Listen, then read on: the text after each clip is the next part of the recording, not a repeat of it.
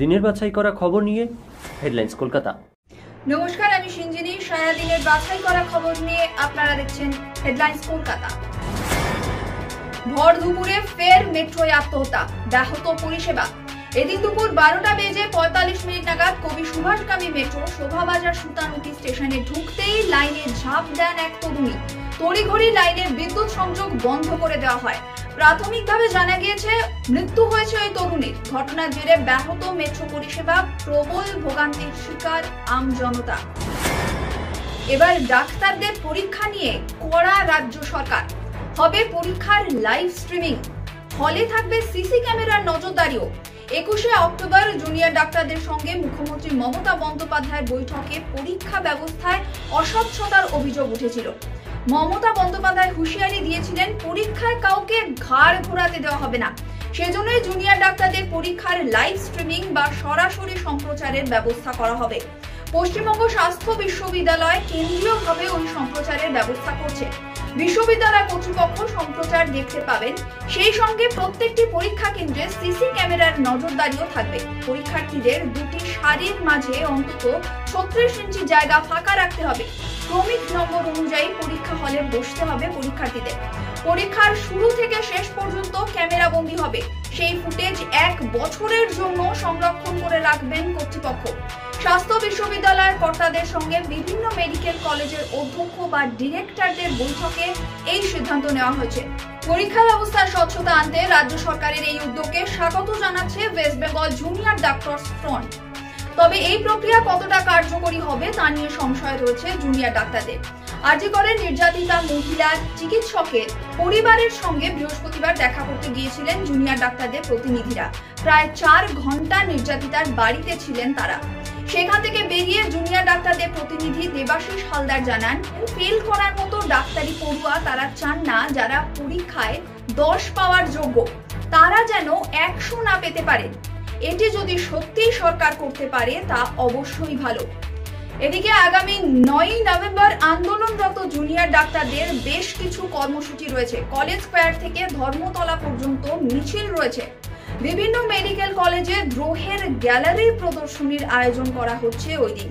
তবে ওই কর্মসূচিতে থাকার জন্য আলাদা করে নির্যাতিতার পরিবারকে আমন্ত্রণ জানানো হয়নি বলেই জানান দেবাশিস। বরং নির্যাতিতা মহিলা চিকিৎসকের পরিবারের পাশে থাকতেই তারা দেখা করতে গিয়েছেন বলে দাবি করেছেন আন্দোলনকারীরা। কলকাতা মেডিকেল কলেজে বেড বিক্রির অভিযোগ। দালাল চক্র আটকাতে হাসপাতালের অভ্যন্তরীণ তদন্ত কমিটি একটি ফিডব্যাক ফর্ম তৈরির সুপারিশ করেছে। রোগীরা ওই ফর্মে অভিযোগ জানাতে পারবেন। ফেলো করি পাও বেড। মেডিকেল কলেজে দালাল চক্রের অভিযোগ উঠল, সমস্যা মেটাতে নতুন সুপারিশ করলো তদন্ত কমিটি। হাসপাতালে রোগী বা তার পরিবারের লোকজনের জন্য নতুন একটা ফর্ম চালু করার প্রস্তাব দেওয়া হয়েছে কর্তৃপক্ষকে।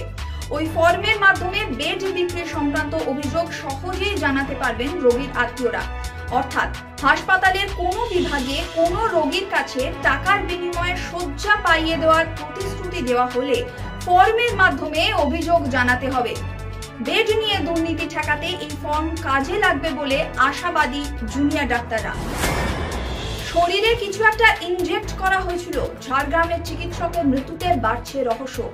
গ্রুপে পাঠানো শেষ হোয়াটসঅ্যাপ মেসেজে তিনি লিখেছিলেন বছর 1.5 আগেও তিনি আর্জি করেছিলেন অধ্যাপকরাও চাকরি বাঁচাতে দুর্নীতিতে মদত দেবেন।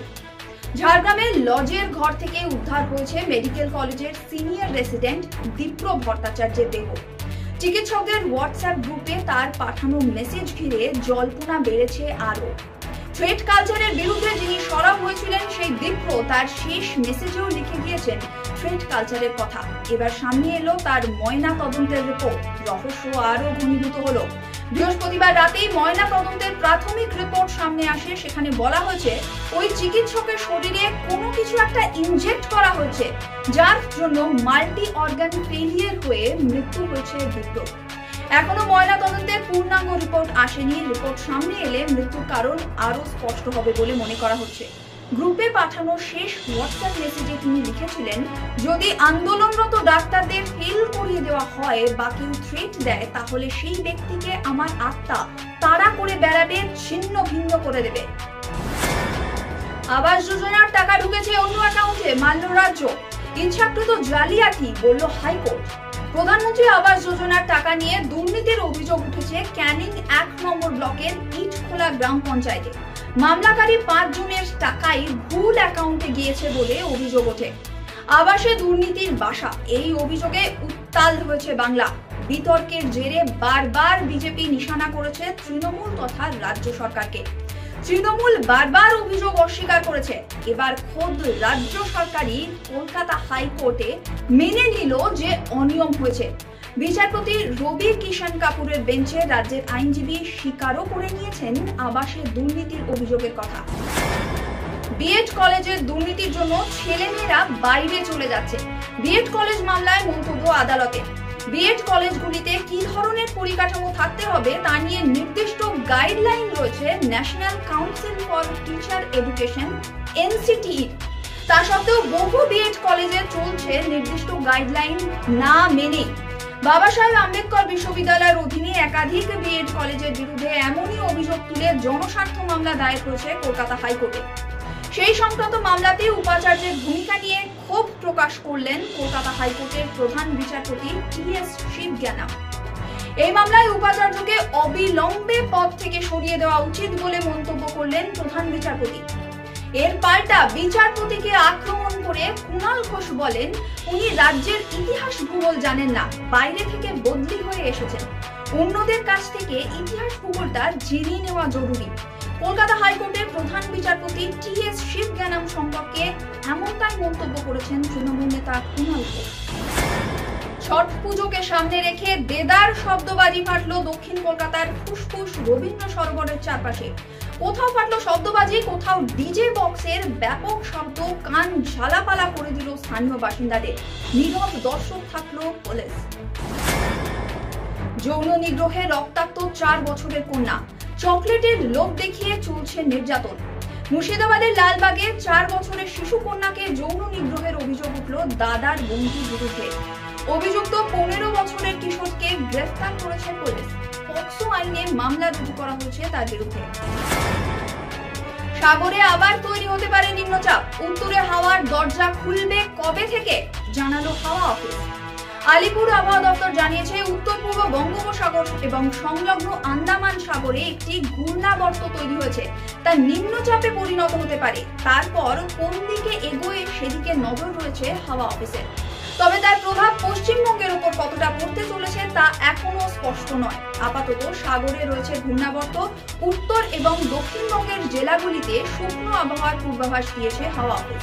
সবকিছু ঠিক থাকলে নভেম্বরের মাঝামাঝি সময় থেকেই রাজ্যে ঢুকতে পারে উত্তরে হাওয়া। আপনারা এতক্ষণ দেখছিলেন সারাদিনের বাছাই করা খবর নিয়ে হেডলাইন্স কলকাতা।